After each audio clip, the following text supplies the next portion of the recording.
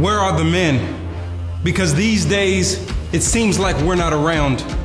I mean, we're around, we're just not around. Because most men choose to be more like the abominable snowman, footprints everywhere but nowhere to be found. We live in a generation of boys that are being raised to be men, just like their mothers. Because 70% of them in the African American community and 40% and rising in the Anglo community don't even have fathers. So I'm just saying, we're around, we're just not around. Spending all of our time right in the middle of a decaying culture that we ourselves abound. Women, they're forced to be mothers, fathers, leaders, protectors, nurturers, providers. They're pretty much doing it all, in some sense operating all outside of their created being, and then you and we want to take them to the counselor and tell the counselor that she won't submit. Submit? Submit to what? Submit to a man who himself will not submit? Well, that will automatically create friction, and besides, it's an inherent contradiction. Jesus' whole life was about submitting to the will of his Father. So if we're supposed to be men who are following Christ, we ought to submit as he did, so that our kids can watch us submit to the Father. So the problems you feel you may have with your wife, the next man won't experience with your daughter. Girls, some have a twisted view of love these days. I've literally seen some date the devil just to experience a man, while boys think their manhood is wrapped in how many women they can sleep with, just like their Rolling Stone daddies, and handling their problems with a gun in their hand. And it's all because of the absence of a man. Oh, we're around. I'm just saying we're not around. Look around. Our culture is suffering because of the man's unwillingness to suffer. But when I look at Christ, I see that he suffered, especially when he hung on the cross. So it seems to me that suffering is the job description given to man from the boss. Suffer. Yeah, that requires that you and I be a little bit tougher. And I'm not talking about just staying at work later and chasing harder after shiny things and dreams. You know how men do, even though I do realize that we all have to provide. I'm talking about suffering and Christ's sufferings, because that's the only thing that'll keep your legacy in mind. Like when my granddad died, and he was there laying on his death cot, his kids and his kids' weren't standing around talking about the things that he bought. I think not.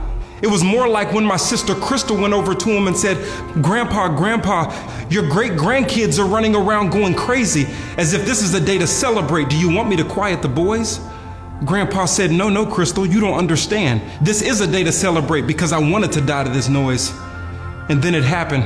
He fell asleep, right there in the middle of his own den. But I could still see the pride in his eyes because he was surrounded by all his kingdom men that came from him.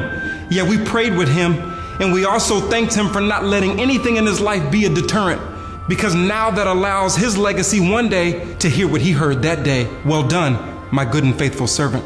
But I got another granddad. We call him Two Daddy. He's in Baltimore. He still lives. And some of you may know a little bit about his story because that's how my dad, Tony Evans, is who he is. First generation Christian. Don't think the Evans family was always saved. You'd be amazed. From high school dropouts and drugs and poverty, that was our legacy back in the days. But Two Daddy found that word. He ran into Christ and then he got saved. And he held that thing tight and never fumbled it, even though his wife took him through an emotional maze. And if she was still here, she'd tell you it lasted about 365 days. He suffered a lot as well. But around about day 367, she came downstairs with tears in her eyes because the Spirit put her under a spell. And I'm not talking abracadabra. This was a courageous investment of my Two Daddy's time. And now that 1 year of suffering has become a 50-year harvest that I can call mine, and my wife, and my daughter, and my son, and my son, and my child to come. And it's our job to hold that legacy tight until Jesus comes and says that it's done. But enough about me. What about you? What does your legacy become? And if your legacy hasn't started yet, I dare you to be the first one. That's enough. I've come and I've said what I need to say. Besides, my prayer is simple, that the men watching this right now will become kingdom men if not already, and start building your legacies today, because that will be your greatness.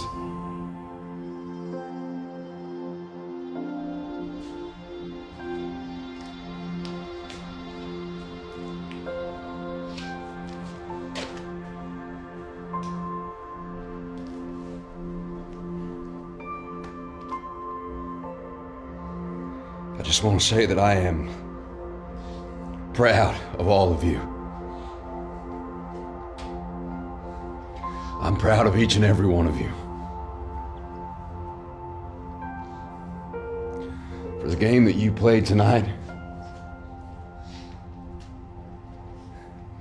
and the man that you have become this season.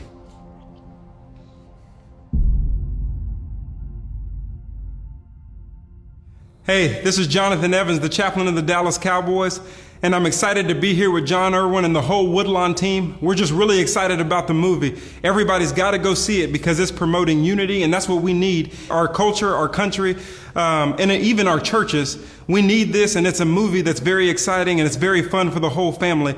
We've had such a good time, me and my dad, Tony Evans. We've even created a discipleship book called The Playbook so that young people, athletes, those who love sports can use this movie as a catalyst to be better people in the game of life as they move forward to the purpose that God has called them to.